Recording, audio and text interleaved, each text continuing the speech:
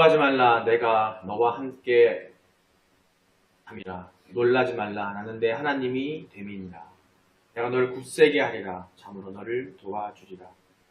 참으로 나의 의로운 손으로 너를 붙들리라. 이 말씀은 하나님의 변함없는 동행을 약속하는 놀라운 선언입니다.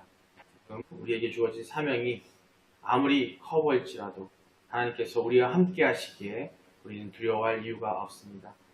하나님의 말씀 앞에서 우리의 마음을 열며 예배를 시작합니다. 함께 묵상 기도하시겠습니다.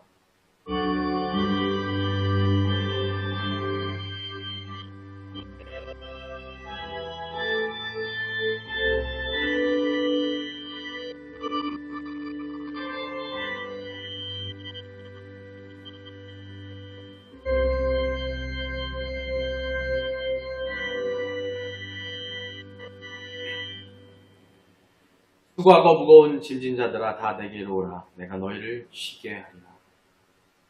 하나님은 영이시니 예배하는 자가 영과 진리로 예배할지니라. 살아계신 아버지 하나님, 오늘도 주님의 은혜로 우리가 이 자리에 모였습니다. 세상은 점점 더 자기 중심적이며 진리를 거부하고 사명의 길을 조롱하는 분위기입니다. 하지만 우리는 주님의 제자로 부르심을 받았고 그 부르심 속에서 동행의 약속이 있음을 믿습니다. 단 말씀으로 우리를 일으켜 세워주시고 우리 안에 다시금 사명을 향한 불꽃이 타오르게 하여 주시옵소서. 감사드립니다. 예수님의 이름으로 기도드립니다. 신앙고백, 호동신경 신앙고백 하시겠습니다. 전능하사 천지를 만드신 하나님 아버지를 내가 믿사오며 그 외아들 우리 주 예수 그리스도를 믿사오니 이는 성령으로 잉태하사 동정녀 마리아에게 나시고 본디오 빌라도에게 고난을 받으사 십자가에 못 박혀 죽으시고 윤사한 지 사흘 만에 죽은 자 가운데서 다시 살아나시며 하늘에 오르사 전능하신 하나님 우편에 앉아 계시다가 저리로서 산자와 죽은 자를 심판하러 오시리라. 성령을 믿사오며 거룩한 공예와 성도가 서로 불통하는 것과 죄를 사하여 주시는 것과 몸이 다시 사는 것과 영원히 사는 것을 믿사옵나이다. 아멘. 말씀입니다. 마태복음 28장 18절로 20절 말씀 함께 한 목소리로 봉독하시겠습니다. 예수께서 나와 말씀하여 이르시되 하늘과 땅의 모든 권세를 내게 주셨으니 그러므로 너희는 가서 모든 민족을 제자로 삼아 아버지와 아들과 성령의 이름으로 세례를 베풀고 내가 너희에게 분부한 모든 것을 가르쳐 지키게 하라. 볼지어다 내가 세상 끝날까지 너희와 항상 함께 있으리라 하시니라. 2025년 표 함께 읽겠습니다. 회개로 시작하는 새삼, 성장과 치유의 여정. 그러므로 누구든지 그리스도 안에 있으면 새로운 피조물이라. 옛것은 지나갔으니 보라 새것이 되었도다. 내가 그 길을 보았노라. 그를 고치리니 그에게 평안을 줄 것이며 그에게서 멀어진 자에게도 치유를 줄 것이라. 아멘. 믿음의 선언입니다. 나는 하나님이 세상을 창조하셨음을 믿습니다. 나는 하나님이 절대적 주권자임을 믿습니다. 나는 예수님이 우리의 구원자임을 믿습니다. 나는 이 땅에 성령의 인도하심으로 천국 삶을 살 것을 믿습니다. 나는 이 믿음의 고백이 영원한 생명을 약속받은 것임을 믿습니다. 아멘.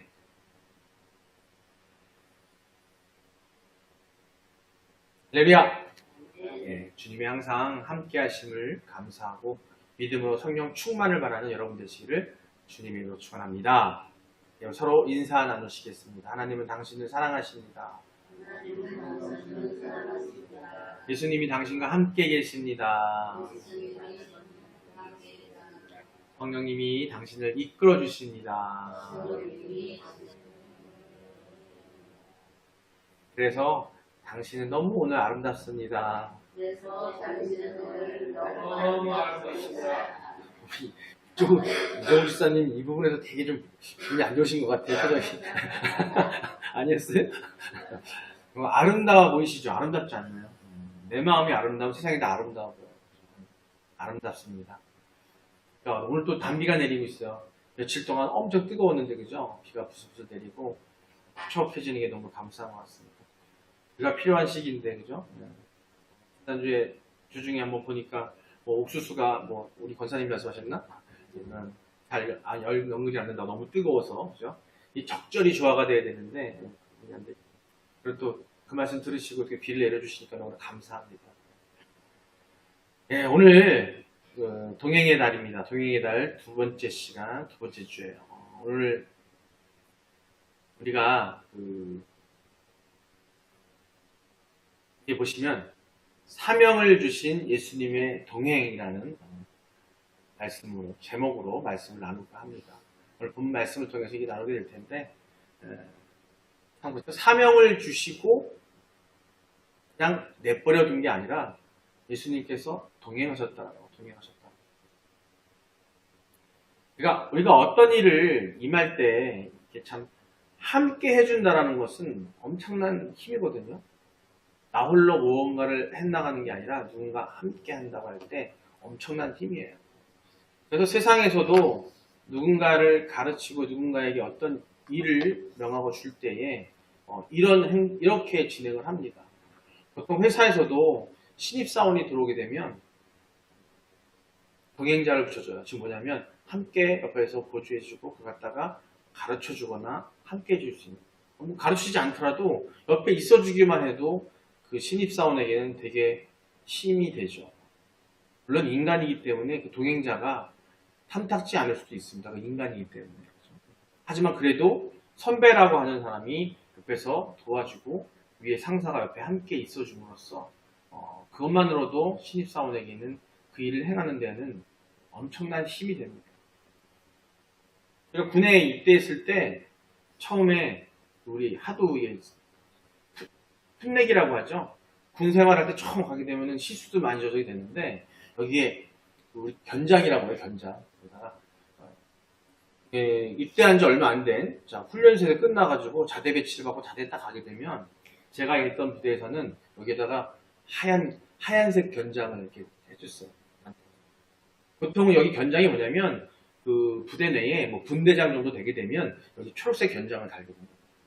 근데 이 하얀 견장을 처음에 신입 부대원에게 달아줍니다. 그거 뭐냐면 요주의 인물이에요. 그러니까 사고를 칠 수도 있고 문제를 발생할 수 있기 때문에 선임병들이 또는 간부들이 잘 보고 보살펴주고 함께 해주라는 표시거든요.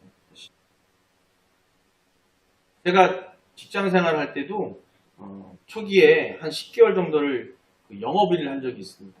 이상 말씀드리나 모르겠지만 옛날에 직장 생활을 할 때 각각 가가오 방문을 하면서 교재를 판매하고 하는 일을 했었어요.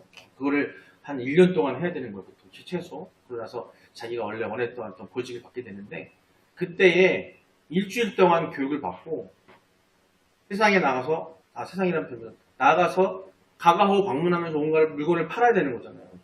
그럼 그 물건에 대한 어떤 내 교육받는 거냐면 그 제품에 대한 나의 확신과 믿음이 있어야 제품을 팔 수가 있어요. 하지만 아무래도 신입사원이니까 자신이 없잖아요.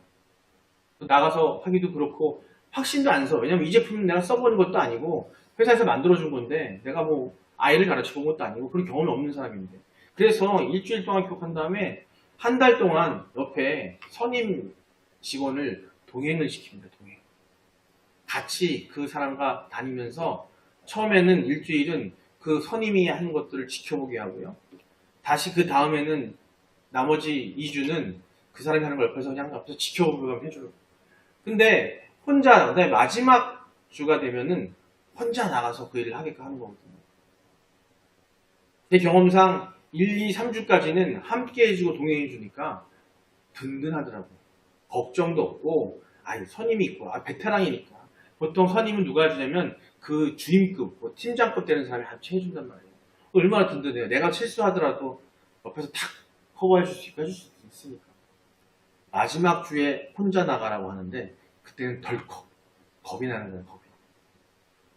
그 일주일 동안에, 일주일도 아니죠, 5일 동안에 그 세상에 나가서 아파트를 방문하고 집을 방문하면서 문을 두드리면서 아이들 학습지를 설명을 하고 하는 걸 해야 되는데 3주 동안 교육 받는데도 불구하고 너무나 자신이 없는 거예요. 간절한 거예요. 그 선임병이란다. 선임이 그 팀장이 너무나 간절한 거예요. 이처럼 우리가 홀로 무언가를 해나갈 때에 더욱이 처음일 때 또 아무리 또 베테랑이라 할지라도 항상 보면 우리는 항상 세상에서도 뭔가 일을 할 때에는 짝을 만들어줍니다. 서로 의지할 수 있게. 세상도 이렇습니다. 그만큼 홀로 한다는 건 너무나 힘들거든요. 오늘 말씀의 제목이 사명을 주신 예수님과의 동행이에요. 오늘 마태복음 말씀이 28장 18절 20절 마지막 마태복음의 마지막입니다. 예수님께서 우리에게 사명을 명하시고 그리고 나서 말씀하세요. 그 사명을 감당하는 것이 우리 인간이 감당하기 힘든 것을 아시기 때문에 동행하겠다, 함께하겠다고 말씀해 주십니다. 세상 속에서 세상 일을 할 때에도 누군가 함께 해줄 때에 그게 힘이 되는데 사명을 감당함에 또 하나는 뭐냐면 인간이 동행을 해주게 되면 함께 할 수 없는 일도 있어요. 인간은 한계가 있기 때문에. 요새 우리 박준 집사님이 몸이 좀 안 좋아서 제가 병원에 같이 동행을 몇 번 하고 있고 앞으로도 하고 있는 중인데 이번 주 마음이 아파요. 제가 또 일이 생겨서 한번 병원에 가는 걸 못 가게 된단 말이에요. 아마 우리 집사님은 또 같이 가다가 안 가네. 또 마음이 좀 서운할 수도 있을 거예요. 그죠? 그런 말 생길 수 있잖아요. 같이 가줬는데 그래도 목사님이 같이 가줬는데 마음이 좀 좋다가 그죠? 일단 못 가면 좀 찝찝하잖아요. 그게 인간이거든요. 근데 놀라운 거는 우리 예수님은요, 함께 하시겠다는 예수님은요, 인간이 아니시고 절대자신 신이시기 때문에 세상 모든 사람이 어디에 있든 예수님은 함께 하신다는 거예요. 믿으십니까? 여러분이 각각 분야에 어디에 가 있든 간에 예수님은 여러분 곁에 계신다는 거예요. 근데 우리는 옆에 있고 곁에 있다라는 게 있을 때 든든하잖아요. 근데 우리는 보이지 않는 영이신 예수님께서 삼위일체 하나님께서 우리 함께 하시고 우리를 성령으로 이끌어 주시는데 그 믿음을 가지셔야 되는 거예요. 그 믿음이 없으면 내가 동행한다는 걸 느낄 수가 없는 거죠. 말씀으로 얘기하셨지만 그 말씀을 여러분이 믿지 못하시고 여러분이 그 마음에 담지 못하시면 성령이 여러분 안에 임하지 못하기 때문에 예수님이 같이 하시는 게 어떻게 같이 하시겠어요? 성령으로 임하시는 성령으로. 우리가 예배 드릴 때 제가 처음에 예배 부름을 하고 기도하고 나서 영과 진리로 예배할지냐라고 말씀하시잖아요. 영과 진리로 예배한다. 예배할 때 우리는 하나님과 소통하고 함께 하려고 하는 건데 그 영과 진리라는 건 뭐냐면 영은 바로 성령을 얘기하는 것이고 그 진리는 하나님의 말씀을 말하는 거고 성령이 임하려면 영과 진리가 있어요. 영 또는 진리가 아니라 성령만 있고 진리만 따로따로 하나만 있는 게 아니라 영 그리고 진리예요. 영과 진리. 두 가지가 함께 있을 때에 분명히 함께 계시는데 그게 여러분이 그것과 함께 할 때에 예수님이 우리와 함께 하신다는 거예요. 그게 바로 믿음이에요. 그것만 하신다 그러면은 우리는 겁날 게 없는 거예요. 마음이 평안이 오고 어떤 일을 할지라도 아니면 내가 병들어 있을지라도 내가 힘들어서 쓰러져 있을 때라도 그 마음을 되뇌이고 동행하고 계시는 삼위일체 하나님이심을 우리가 믿고 있다면 우리는 담대해질 수 있다는 겁니다. 오늘 가장 중요한 포인트 바로 그 얘기를 말씀을 나누는 거예요. 우리가 어떤 일을 임할 때 무엇을 할 것인가 못지않게 누가 함께 할 것인가가 중요하다는 얘기입니다. 단지 감정적인 문제가 아니에요. 사람 사이에서는, 세상 사이에서는 감정적인 문제만 될 수 있겠지만 동행자의 존재는요, 우리의 삶의 방향, 태도, 결과를 완전히 바꿔놓습니다. 즉, 동행자가 인간이냐, 나 자신이냐가 아니라 예수님과 함께 한다면, 삼위일체 하나님과 함께 동행해 주신다고 한다면 우리 삶의 방향이 확실히 바뀐다는 거죠. 학생이 시험을 앞두고 불안할 때 공부를 도와주는 친구나 선생님이 옆에 있으면 아까 말씀드린 것도 뭐예요? 전혀 다른 마음가짐으로 시험 준비를 하는 것처럼 세상에 얘기했던 것처럼 아까 했던 것처럼 또 아까 말씀드린 것처럼 군대에서 믿을 수 있는 전우가 있기 때문에 전쟁터에서 담대해질 수 있다는 거죠. 나 혼자 총 들고 저는 소총 들고 싸우고 있는 것보다는 함께하는 누군가 있을 때 내가 더 든든한 마음이 생기는 것처럼 그렇다면 예수님을 따르는 우리 그리스도인은 어떤 사람들이라고 생각해 보셨다는 겁니다. 우리는 세상 끝날까지 함께 해주시겠다는 예수님의 약속을 받았어요. 약속을 하셨는데 약속을 하면 일방의 약속이면 한 사람은 믿지 않겠죠. 그죠? 예수님은 약속하셨어요. 우리한테. 그렇게 하시겠다고. 근데 우리가 믿지 않는 그 약속을 믿지 않으면 그 약속은 의미가 없게 되는 거죠. 동행의 의미가 없는 거예요. 예수님이 우리를 짝사랑하게 만드시면 안 된다는 거예요. 그 짝사랑 때문에 짝사랑을 하게 만들어 놓으면 우리가 불안해지는 것을 깨달을 때마다 그때마다 돌아보게 되면 참 예수님장 갔을 때는 에이 빈정상하지 않겠습니까 여러분? 내 필요할 때만 예수님 돌아보고 예수님 항상 옆에서 도와주겠다고 함께하고 있는데 필요할 때만 가서 나 좀 도와주면 이건 아니란 거죠. 끝날까지 함께 해주시겠다는 거예요. 우리의 사명은 큽니다. 예수님 우리에게 엄청난 사명을 주셨어요. 왜? 우리처럼 실족하고 불안하고 평안하지 않은 이 세상에서 천국 삶 살지 못하는 사람들에게 그 평안을 주라는 그런 사명을 주신 거예요. 큰 사명인 거예요. 그거를 갖다가 예수님은 단지 우리 스스로 혼자 하라고 하지 않으셨다는 거예요. 함께 해주시겠다고 말씀하셨던 거예요. 예수님께서 부활하시고 승천하시기 직전에 제자들에게 놀라운 말씀을 주신 겁니다. 이 마태복음 28장 18절로 20절에 즉 이상 대사명에 대해서 주신 거예요. 이 사명은 단순히 대안이 아니에요. 이렇게 해주지 않을래가 아니에요. 예수님을 따르는 모든 사람, 즉 제자된 자의 정체성과 목적을 규정하는 말씀입니다. 우리가 제자가 됐다면 이 말씀을 그냥 제안이 아니라 명령으로, 지상 큰 명령으로 우리는 받아들여야 한다는 겁니다. 너희는 가서 모든 민족을 제자로 삼으라라고 했어요. 이건 우리가 하나님의 제자이고 있으니 제자이기 때문에 우리 이 사명을 받아들여야 되는 거예요. 그리고 나서 말씀하십니다. 내가 너희와 항상 함께 있으리라. 사명을 맡긴 뒤 홀로 내버려 두지 않으시고 동행의 약속을 함께 해주신 이유는 명확합니다. 이 사명은 쉽지 않다는 거예요. 쉽지 않기 때문에 너희가 홀로 하지 않게 내가 내버려 두지 않겠다. 고되고 불편하고 때로는 외로운 길이기 때문에 그렇기 때문에 내가 항상 함께 하겠다라고 말씀하신 겁니다. 모든 민족으로 제자를 삼으라라는 이 말씀, 명령. 예수님 단순히 가서 전도해라라고 말씀하시지 않았습니다. 뭐라고요? 제자를 삼으라고 했어요. 가서 예수님 믿으세요. 예수님 믿으세요. 교회에 나오세요. 이게 아니라 그들을 어떻게 제자로 삼으라고. 제자라는 건 뭐냐면 단순히 교회에 다니는 사람이 아니라 삶의 주권, 우리의 인간의 삶의 주권이 누구에게? 예수께 완전히 옮겨진 사람이라는 거예요.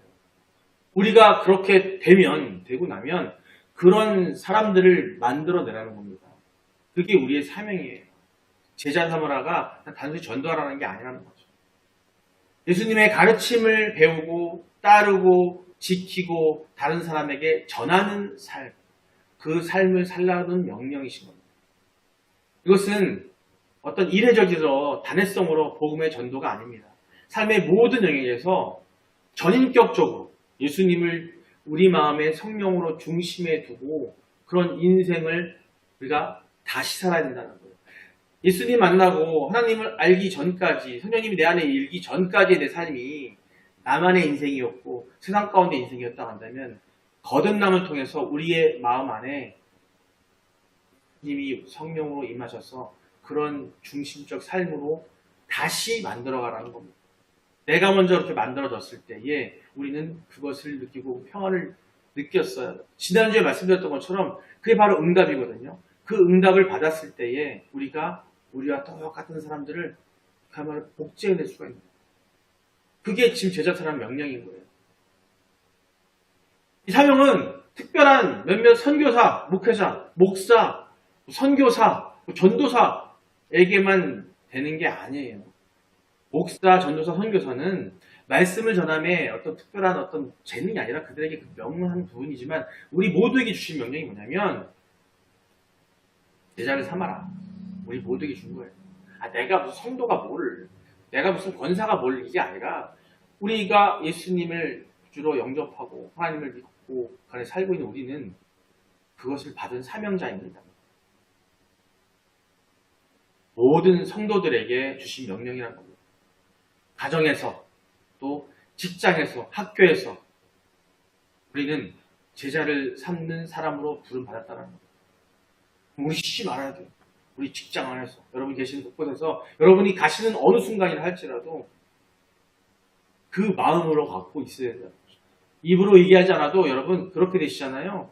여러분을 보는 것만으로도 사람들은 은혜를 받습니다. 분명한 그게 돼요.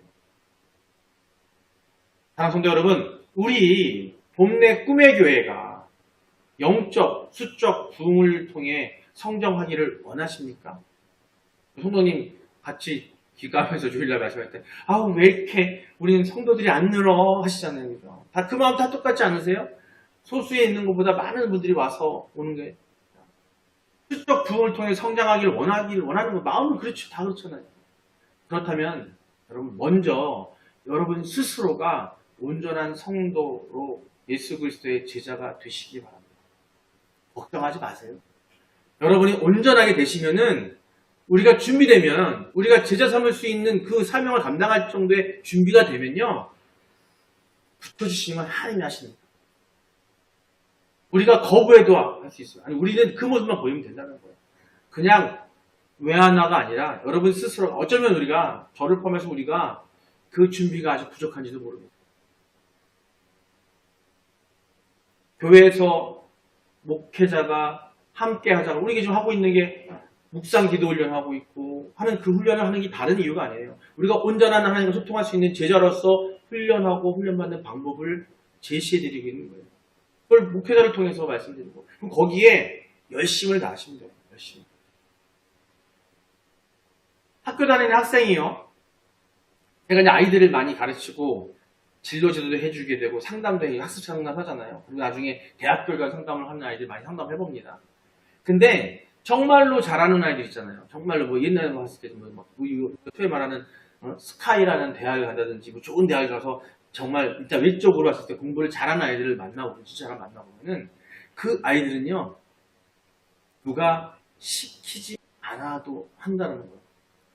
내가 그 안에서 준비된 것들이 있고 뭔가를 해 나가기 위해서 자기 스스로가 자기가 단단해지고 있다는 거죠.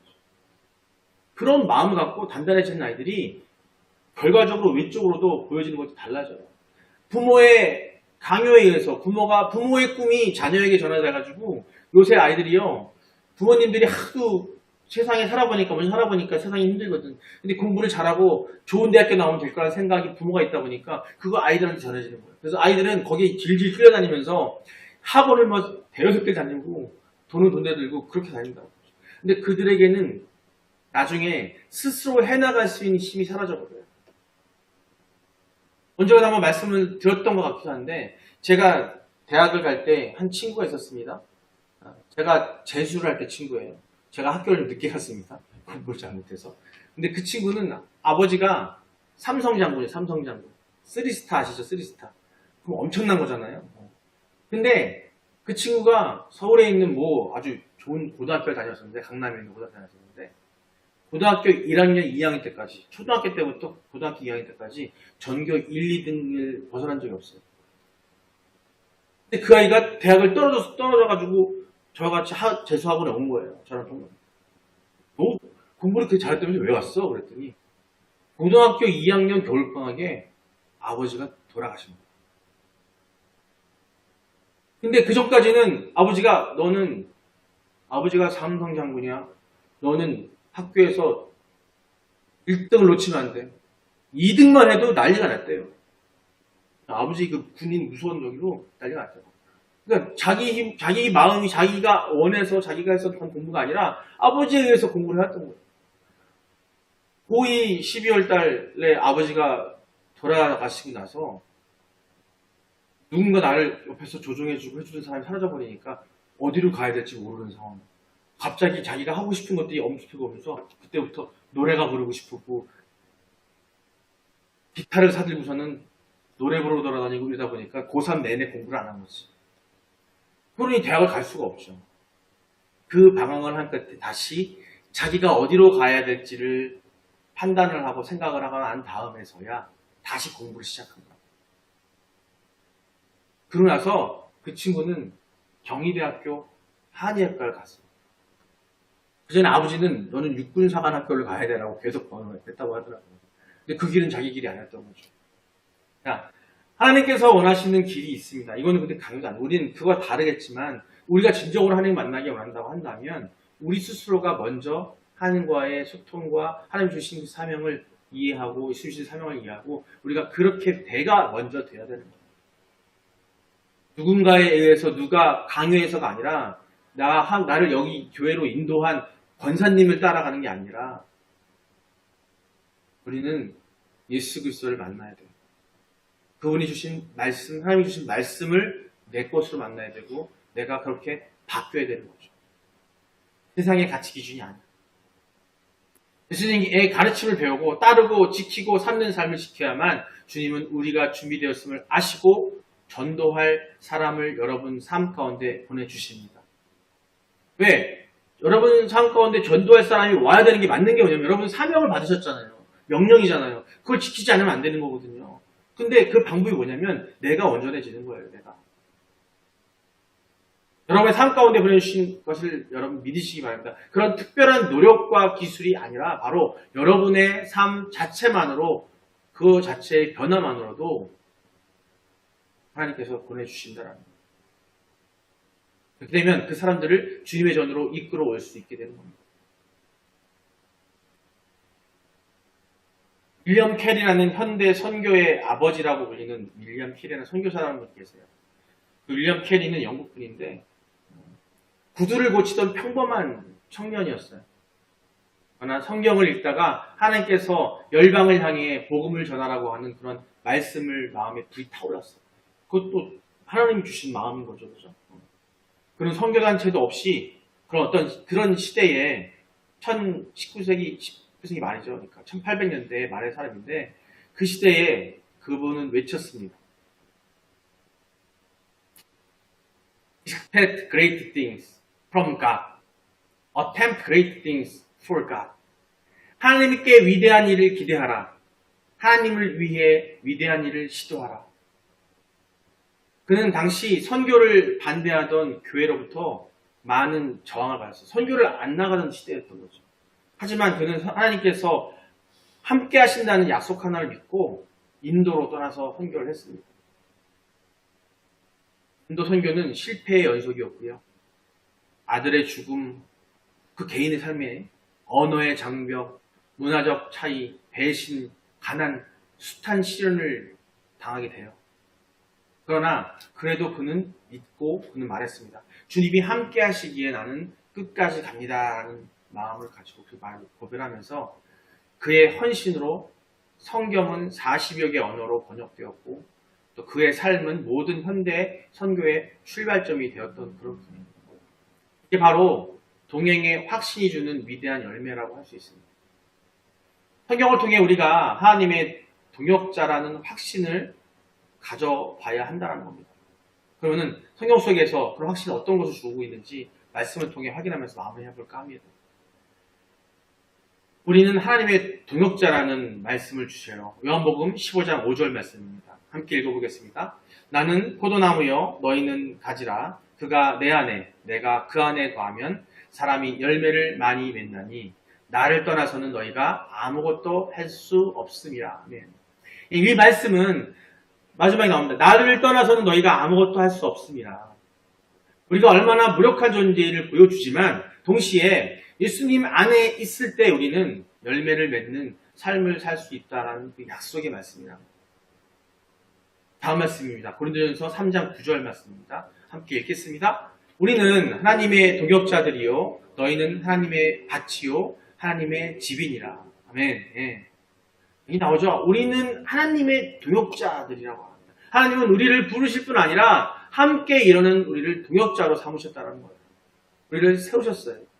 주님이 혼자 일하시는 것이 아니라 우리를 통해 일하시길 원하십니다. 그렇기 때문에 여러분, 하나님 어디 계시지? 주님이 어디 계시지? 여러분이 이 앞에 주님 앞에 나오게 된 것들은 하나님께서 같이 일하시는 여러분, 하나님의 동역자들이 여러분을 이 길로 인도하신 거예요. 그래서 이 자리에 와 계신 거고, 여기서 하나님의 말씀을 듣고 아멘 아멘 외칠 수 있는 거고, 평안을 찾아가기 위해서 훈련받고 계신 거예요. 자, 그러면 여러분이 또 다른 그 동역자로서 여러분이 또 다른 사람들을 하나님 앞에 오게 할 것이고, 바로 하나님은 그 동역자를 통해서, 하나님은 영이시기 때문에 보이지 않으시잖아요. 여러분이 이제 그 동역자의 역할을 하셔야 된다는 겁니다. 네, 마무리합니다. 여러분, 여러분의 사명을 피하지 마십시오. 사랑하는 여러분, 사명을 감당하는 것은 두렵고 어렵게 느껴질 수 있습니다. 과연? 아니면 내가 과연? 하지만 주님의 말씀을 기억하시기 바랍니다. 세상 끝날까지 내가 너희와 항상 함께 있으리라 말씀하십니다. 이 약속은 어떤 환경에서도 유효합니다. 병상 위에서도, 직장에서 상처받을 때도, 또 가족이 나를 비웃을 때도 항상 함께 계신다는 마음을 가지시면 그 모든 상황에서 이겨낼 수 있으실 거고 그 안에서 평안을 받을 수 있을 겁니다. 그렇기 때문에 여러분, 사명을 피하지 마십시오. 함께 가시기 때문에 여러분의 그 사명은 반드시 하실 수 있습니다. 주님은 당신과 함께 일하고 계십니다. 여러분과 함께 일하고 계십니다. 우리는 혼자가 아닙니다. 내가 혼자 있다고 혼자가 아니라 골방에 나 혼자 있다고 해서 혼자가 아닙니다. 여러분의 걸음 하나하나 위에, 여러분의 생각 하나하나 위에 주님의 발자취가 함께하고 있다는 것을 기억하시기 바랍니다. 주님이 여러분을 부르셨습니다. 그리고 여러분을 결코 혼자 두지 않으십니다. 그분은 아브라함과 함께 하셨고, 또 모세와 함께 하셨고, 엘리야와 함께 하셨고, 다윗과도 함께 하셨습니다. 마리아와 바울과 초대교회 성도들도 함께 하셨습니다. 지금도 주님은 여러분과 함께 하십니다. 그리고 이 말씀이 여러분의 오늘과 내일의 실제가 되기를 축복합니다. 내가 세상 끝날까지 너희와 항상 함께 있으리라. 여러분을 이 말씀 붙들고 살아가는 여러분 되시기를 주여 축복합니다. 예, 이 시간 함께 기도하길 원합니다. 이런 제목으로 기도하길 원하는데요. 주님, 우리가 받은 사명을 기쁜 마음으로 받게 해달라고, 두려움 없이 주님의 그 동행을 알고 기쁜 마음으로 받게 해달라고 기도하시고요. 주님, 날마다 주님과 동행하며 순종하는 삶을 살게 해달라고 기도하시고, 우리 가정과 일터와 민족 가운데 복음 전파의 문을 활짝 열어달라고 기도하시고, 거기 그 지역에 내가 되게 해달라고, 내가 그 앞장서게, 내가 나이가 먹었다고, 내가 좀 부족하다고, 못 배웠다고, 내가 몸에 불편함이 있다고 주저하는 게 아니라 우린 다 할 수 있다는 걸 기억하시고 그 문을 활짝 열게 해달라고 우리 다 같이 주여 한번 부르고 기도하시겠습니다. 주여! 아버지 사랑의 하나님, 주님, 우리가 받은 사명을, 주님께서 주신 사명을 기쁨으로 감당하게 하여 주시옵소서. 기쁨으로 받게 하여 주시옵소서. 그러기 위해 주님께서 날마다 주님과 동행하며 순종하는 삶을 우리에게 허락하여 주시옵소서. 우리가 너무 나약하기에 그걸 깨닫지 못합니다. 그 깨달음 또한 허락하여 주셔서 우리가 담대함으로 내가 가진 모든 핸디캡들, 내가 가진 모든 부족함들이 주님께서 함께 하심으로 다 나가지고 이겨나갈 수 있음을 깨닫게 하여 주시옵소서. 우리의 가정과 그걸 통해서 우리의 가정과 일터와 민족 가운데 주신 사명, 그 복음이 전파될 수 있도록 거기에 그 주인공이 내가 되게 하시고 내가 먼저 나갈 수 있는 내가 될 수 있도록 나를 붙들어 주시고 나를 온전한 사람으로 이끌어 주시옵소서. 아버지 감사합니다. 아버지 감사합니다.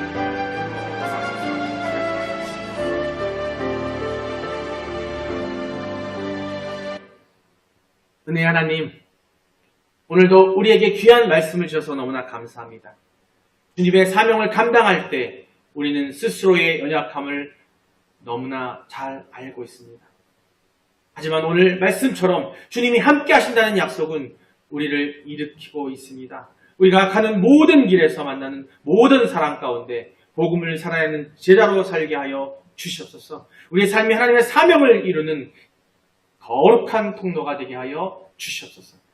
세상 끝날까지 동행하시는 예수 그리스도의 이름으로 기도드립니다. 아멘. 기도하기 전에 우리 건강을 위해서 기도드리도록 하겠습니다. 가슴에 손 얹으시고, 또 아프신 분은 아픈 부에 손 얹으시고, 각자가 하나님께 간절한 마음으로 내가 사명 감당하기에 부족함을 깨달라고 함께 하시는 주님께서 나를 치유시키길 믿는 마음으로 기도하도록 하겠습니다. 아버지 하나님, 우리 성도들의 건강을 주님께 올려드립니다.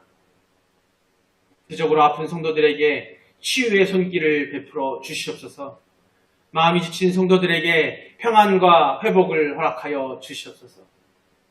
세상 삶 가운데 살면서 경제적으로 어려워서 힘들을 겪고 있는 성도가 있습니다.